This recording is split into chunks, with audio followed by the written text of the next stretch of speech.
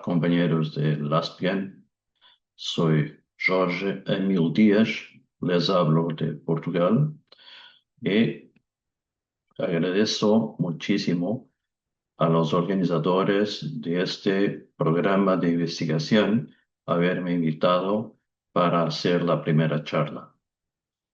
Les voy a hablar de tópicos genéricos y conceptos generales en investigación en medicina.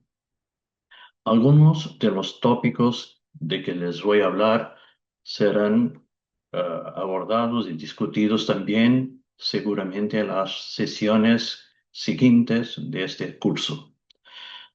Por ahora quería abordar la cuestión de conceptos generales e investigación, cómo y o qué investigar, lo que es cómo escribir y algunos conceptos sobre las presentaciones.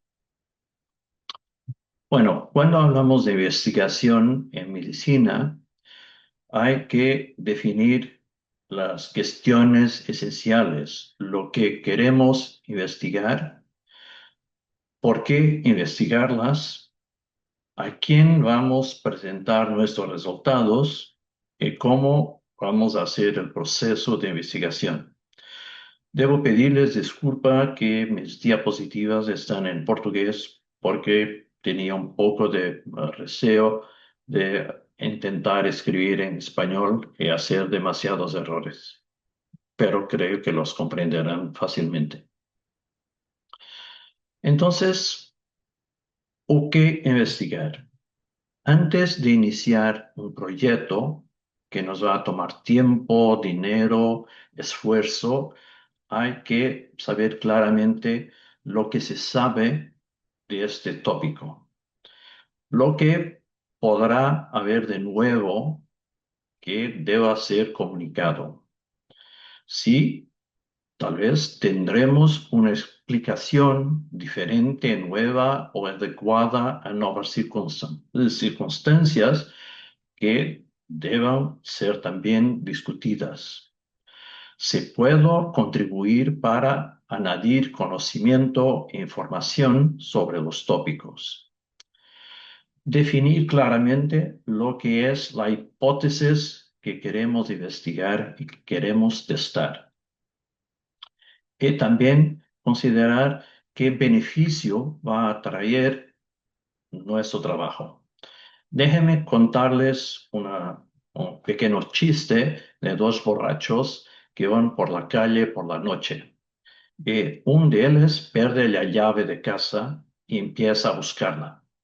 Minutos después, mira a su compañero que está a 10 metros de distancia buscando y le dice, ¿qué estás haciendo ahí? La llave se cayó aquí. Y su amigo le contesta, bueno, eso lo sé, todavía aquí yo tengo luz, me es más sencillo buscar. Yo creo que muchas veces en nuestra vida y también en investigación hacemos lo que es más conveniente, confortable y no necesariamente lo que pueda ser más importante. Por eso siempre refletir si estamos haciendo algo que va a contribuir para conocimiento, para mejoría y que valga la pena del esfuerzo que nos va a tomar. Voy a empezar con ejemplos simples de un trabajo que ha sido presentado hace muchos años sobre la evaluación de la diarrea aguda en un departamento de pediatría. Se concluía que la diarrea aguda es importante, que es más frecuente en niños con menos de 2 años, especialmente con el rotavirus. Esto era antes del tiempo de la vacuna contra el rotavirus. Un otro trabajo concluía que la diarrea aguda sigue siendo un problema importante de admisión en niños embora tenga pequeño porcentaje de complicaciones y que implementar medidas de prevención, de cautela, pueda ser útil. Bueno, seguro que hacer estos dos trabajos en niños tomó tiempo a los autores. Todavía hay aquí algo que ustedes no lo sepan ya, que toda gente no lo sepa. Es un tipo de trabajo que no añade nada al conocimiento. Un otro ejemplo, este de una publicación que viene del grupo de Rotterdam, en Holanda, sobre la utilización de nutrición entérica o corticoides para inducir remisión en enfermos pediátricos con enfermedad de Crohn moderada o severa. Lo que vemos aquí en la gráfica a derecha es que, eh, aunque sea verdad que los niños que recibieron ambos tratamientos han mejorado, todavía la necesidad de escalada terapéutica ha sido parecida en ambos los grupos, como vemos aquí a las 52 semanas. Así, de esta investigación, los autores concluyeron que en los pacientes con enfermedades moderada o severa, ni los corticoides ni la nutrición entérica, mientras que sean eficaces de inmediato, todavía al curso de tiempo van a probablemente necesitar de escalada terapéutica. Y esto abre también una puerta para que nuevos trabajos se hagan sobre este asunto específico. Y así debe ser el conocimiento científico. Lo que observamos es una observación de un grupo limitado y por eso hay que ser suficientemente largo para que se pueda extrapolar el resultado y las conclusiones. Bueno, si hay decidido lo que va a ser investigado el tópico, hay que designar el estudio. Y para eso hay que definir claramente lo que va a ser el objetivo primario del estudio y los secundarios. Hay que designar un estudio para responder a las cuestiones que son formuladas. Y siempre que sea apropiado, adoptar conceptos internacionales de diagnóstico, de respuesta, de severidad, porque si yo utilizo una clasificación que es solamente mía o de mi departamento o solamente nacional, la extrapolación de los resultados va a ser cuestionada porque hay guías internacionales sobre la mayoría de los tópicos y tomar eso también en atención. Bueno, nosotros cuando hacemos una observación, hacemos la observación en un grupo limitado de pacientes y decir que los ojos azules o negros son más prevalentes en este pequeño grupo, bueno, eso es sencillo. Todavía, si queremos extrapolar eso para la población general, tendremos que tener una población suficientemente larga para que los conceptos sean válidos. Así, siempre hay que calcular al inicio la talla necesaria para demostrar el efecto que deberíamos demostrar.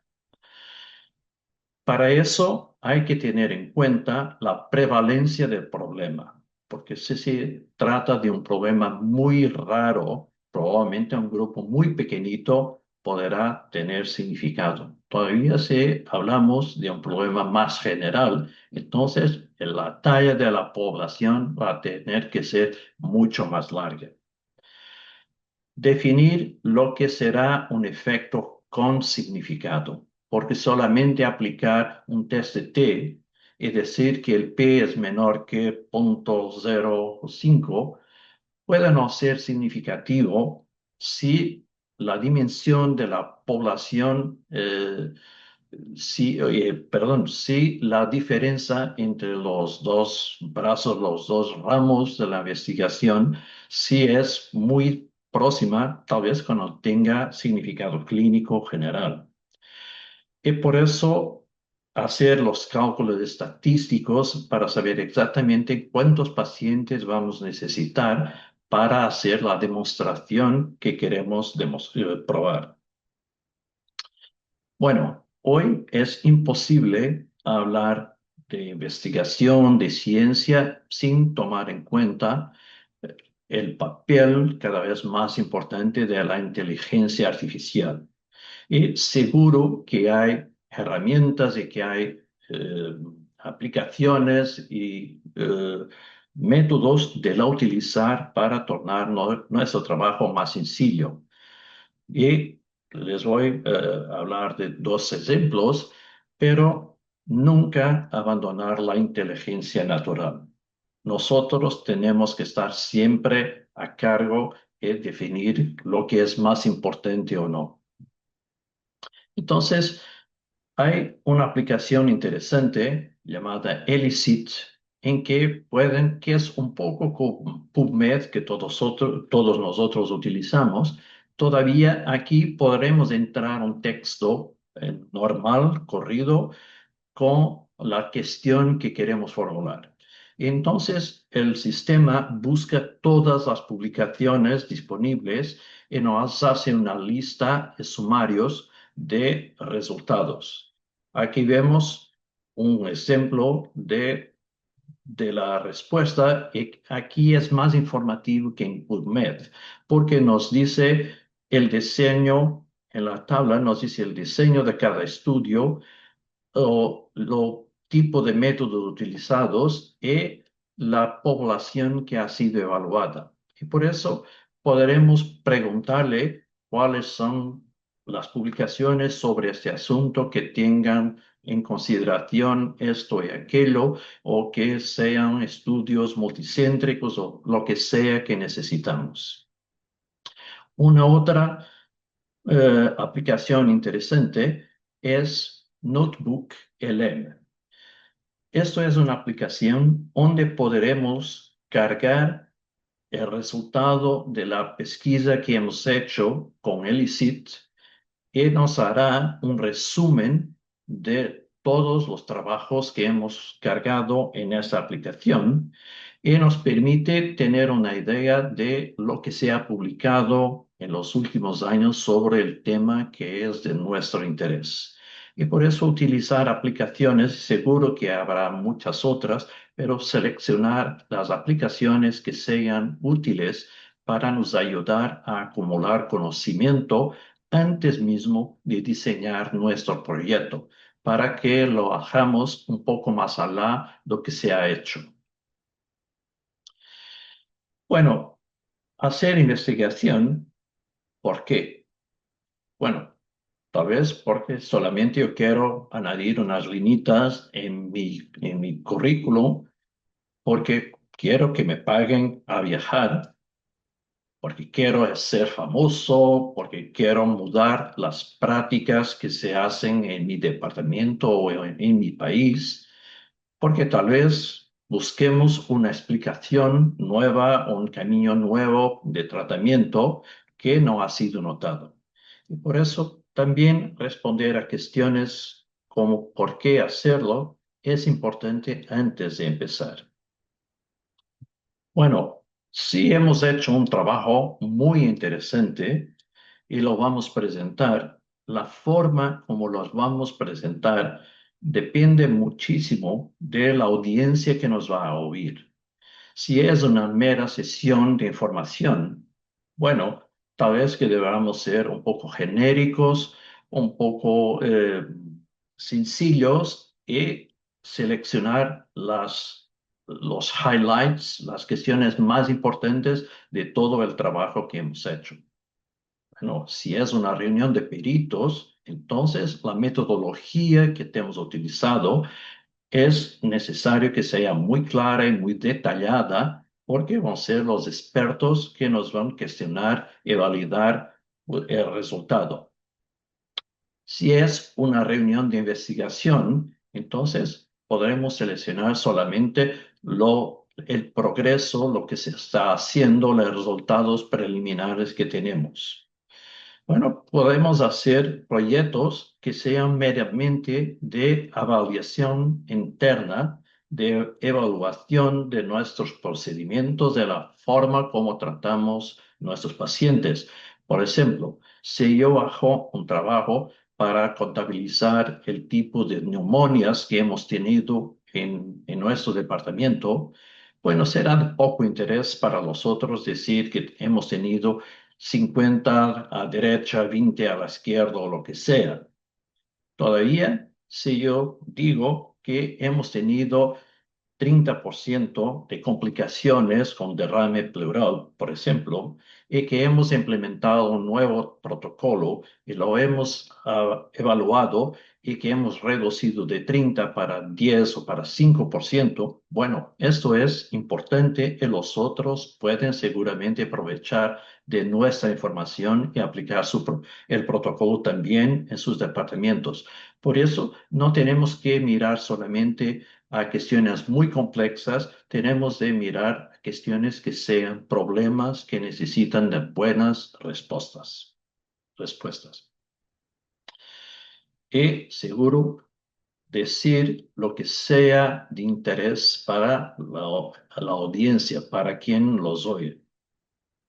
Aquí tienen un ejemplo de una presentación sobre un caso raro de algo que no interesa. Y si miran aquí, 24 diapositivas para hablar de un caso raro de una enfermedad. Es un exceso. Deberemos hacer la presentación con la dimensión adecuada al tópico que estamos hablando. Por otra forma, si yo hago una diapositiva como esta con texto muy denso, y me limito a leer lo que está escrito, bueno, esto es lo que va a ocurrir. Por eso tendremos que ser claros con las diapositivas y claros con nuestras presentaciones y muy sencillos con los mensajes que queremos explicar en cada diapositiva. Bueno, el título es importante, es lo que va a atraer o no la atención de quien puede oírnos o leernos. Y por eso debe ser un título que sea interesante, pero también descriptivo del contenido. El abstract es la carta de presentación de nuestro trabajo. Es lo que va a decidir si el comité científico del Congreso lo va a aceptar o no. Y por eso es importante cumplir las instrucciones, ser claro y ser interesante en la presentación del tema, mostrar los resultados que se han obtenido y las conclusiones que deben estar de acuerdo con los resultados que describimos.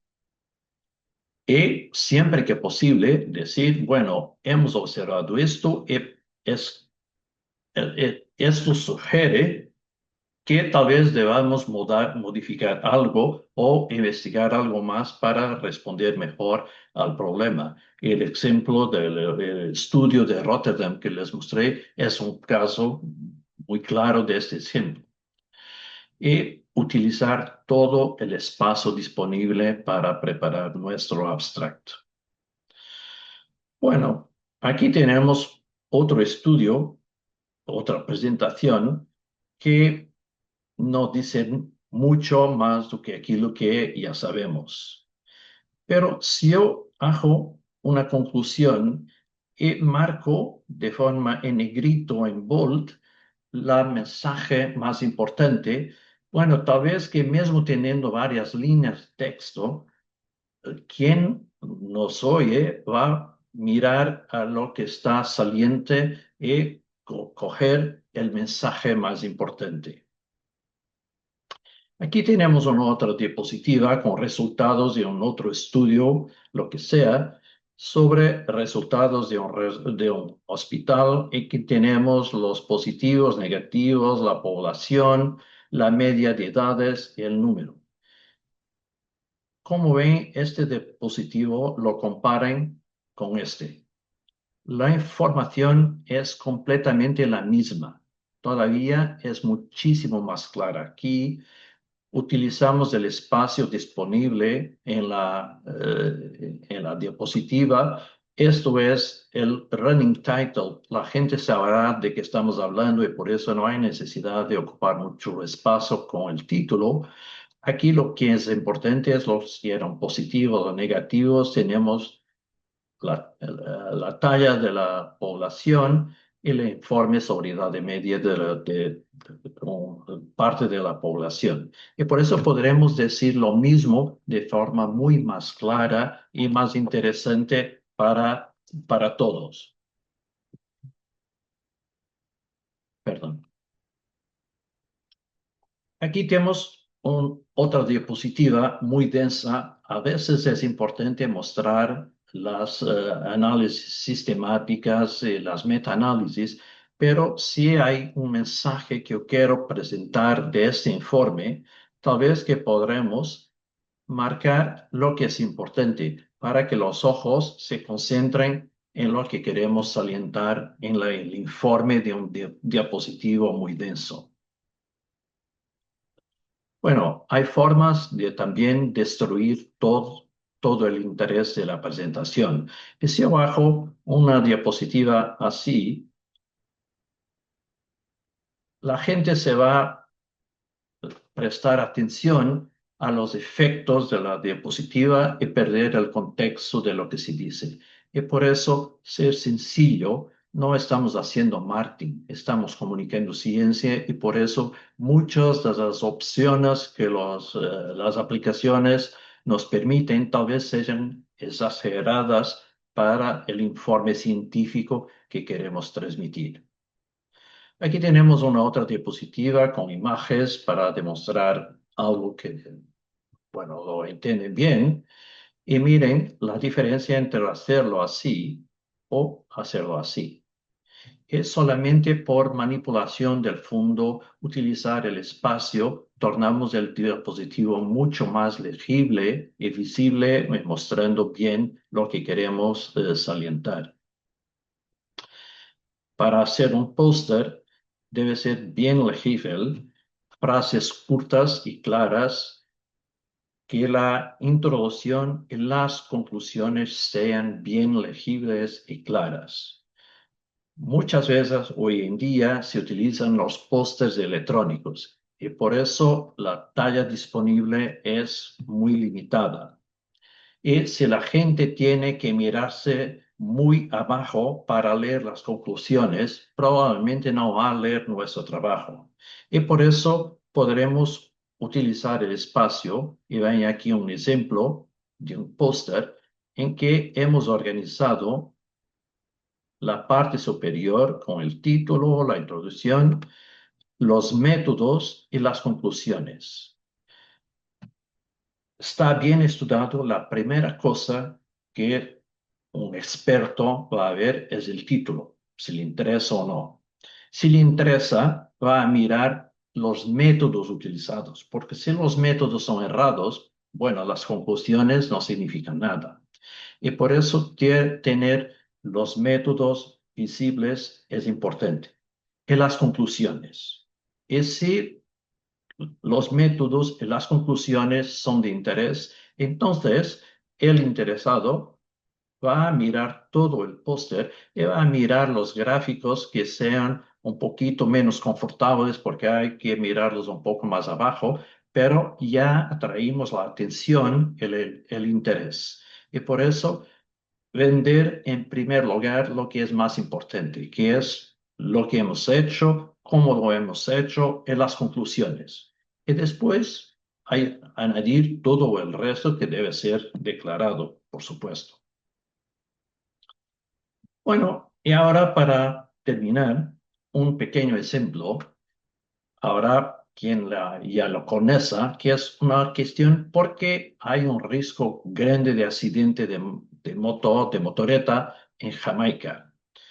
Tenemos unas evidencias, esta o esta o esta.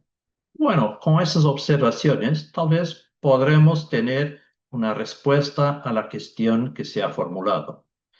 Bueno, tal vez sea porque todo el mundo está mirando, pero también es verdad que no usan casco protector. Y por eso limitarnos solamente a una visión superficial de los estudios o de las observaciones puede inducir en error. Como se ve, no hay cascos protectores en la cabeza. Bueno, en conclusión, hay que buscar ideas que sean interesantes y que sean de interés para quien va a nos oír o leer. Hay que hacer una redacción coherente, contar una historia. Lo que se sabe, porque lo hemos hecho, porque es importante lo que hemos hecho, lo que hemos observado y lo que se puede concluir de esto que sea de interés para los otros. Hay que entrenar cuidadosamente la presentación para que se limiten en lo tiempo y espacio disponible para que lo hagan de forma interesante y atractiva, buscar una interpretación para los resultados que hemos obtenido y siempre que posible tener alguna visión del resultado que de lo que hemos hecho. Y así, si todo corre bien, bueno, vamos a ser premiados. Bueno, muchísimas gracias por vuestra atención. Espero que haya sido de interés y que el curso sobre investigación científica del ASPIAN ayude a todos a promover y hacer mejor investigación todos los días. Muchísimas gracias.